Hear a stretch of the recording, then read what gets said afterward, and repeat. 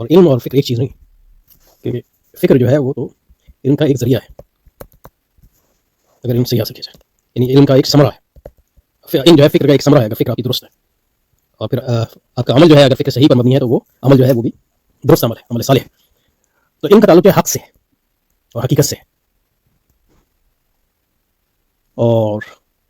یہ بہت بڑا فرق ہے، کیونکہ مطلب یہ کہ علم جیسے کہ ہمارے علماء نے، تو ہمارے علماء جو علم کی تعریف کرتے ہیں اس میں بنیادی فرق ہے قدیم اور حادث۔ تو علم قدیم جو ہے علم ذاتی اللہ سبحانہ و تعالیٰ کا، اس سے ہمیں بہتر نہیں ہے، نہ ہمیں اس کا علم ہے، یہ ہماری ذات سے بات ہے۔ جس علم کی بات ہم کرتے ہیں وہ مخلوق علم، تو مخلوق علم کی تعریف اس طرح کرتے ہیں کہ وہ مثلا امام الحرمین جو ہے متن الورقات میں جو اس کی تعریف کرتے ہیں، اور اس پر ہم نے الگ سے ویڈیو بنایا کہ العلم معرفت المعلوم علی ما هو به، تو علم جو ہے وہ جاننا ہے کسی چیز کو، یا معلوم استعمال کیا جو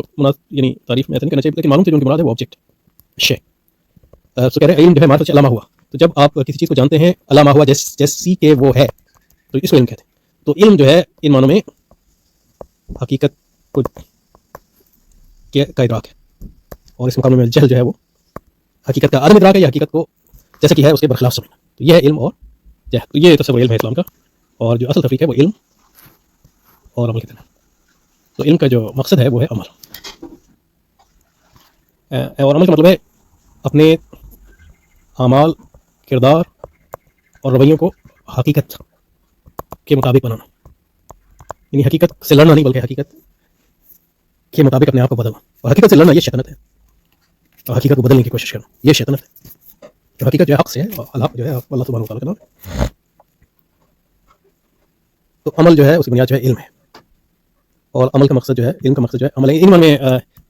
تو علم جو ہے وہ بیج ہے یا درخت ہے، اور عمل جو ہے اس کا پھل ہے، ثمرہ ہے۔ لیکن عمل سے مراد جو ہے، عمل میں جو ہے علم صحیح بھی شامل ہے، کیونکہ علم کو حاصل کرنا خود ایک عمل ہے، اور دونوں عبادت ہے، علم حاصل کرنا بھی عبادت ہے۔ تو جب ہم کہتے ہیں عمل پہ زور دیا، اس کا مطلب یہ نہیں ہے کہ علم پہ زور نہیں، اس کا مطلب یہ ہے کہ علم کو صحیح طور پہ سمجھنا، اس کو صحیح طور پہ حاصل کرنا، اور اپنے رویوں کو اس علم کے مطابق ڈھالنا۔ اگر آپ اپنے رویوں کو اس علم کے مطابق ڈال نہیں رہے تو اس کا مطلب علم جو ہے آپ کا صحیح نہیں ہے۔ تو علم جو ہے بیج بھی ہے، درخت بھی ہے، اور ثمرہ بھی ہے۔ اس لیے جب امام غزالی علوم میں دوسری کتابوں میں کہتے ہیں کہ علم جو ہے خشیت الہی کا نام ہے،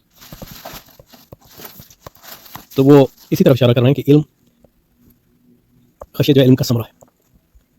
اور ان معنوں میں جو ہے خشیت جو ہے اللہ کا خوف جو ہے یہ عمل بھی ہے، اور علم حقیقی کا عکس بھی ہے۔ تو اس لحاظ سے یہ ثمرہ خود ایک علم ہے اور عمل بھی ہے، اور علم حقیقی جو ہے اس سے علم اس میں اور عمل میں کوئی تضاد نہیں، بلکہ علم حقیقی سے عمل جو ہے اسی طرح نکلتا ہے جیسے مطلب یہ ہے کہ چشمے سے جو ہے پانی نکلتا ہے فوارے کی طرح۔ اور اسی طرح امام غزالی نے جو ہے ان کی تعریف یہ بھی کی ہے کہ وہ علم جو ہے وہ یہ جاننا ہے کہ آپ اللہ کے بندے ہیں، تو اللہ کی بندگی کے طریقوں کو جاننا یہ علم ہے، اور اس کی ملک اور اس کی بادشاہی اور اس کے طریقوں کو جاننا، اور اس کی ربوبیت اور اس کی ملکیت کے تابع اپنے دل اور فکر اور ہر چیز کو کرنا، یہ امام غزالی فرماتے ہیں کہ علم ہے۔ اس لیے کہ علم کا تعلق حقیقت سے ہے، اور اصل حقیقت اللہ تعالیٰ ہی ہے، اور ہر چیز ہے، ہر دوسری حقیقت جو ہے وہ سراب ہے اگر اس کو ہم اس اصل حقیقت سے الگ کرتے ہیں۔ تو کسی چیز کو جو حقیقت ملی ہے وہ اللہ تعالیٰ کے فیض سے ہی ملی۔ تو یہ ہے اسلام علم اور عمل کا ایک بنیادی تصور۔ تو یہ جو کہہ رہے ہیں کہ مطلب قرآن جو ہے فکر پر زور دیتا ہے اور فکر کے مقابلے میں عمل پر زور دیتا ہے، تو یہ جو موازنہ کر رہے ہیں وہ غلط ہے۔ وہ موازنہ اصل میں قرآن موازنہ نہیں ہے، بلکہ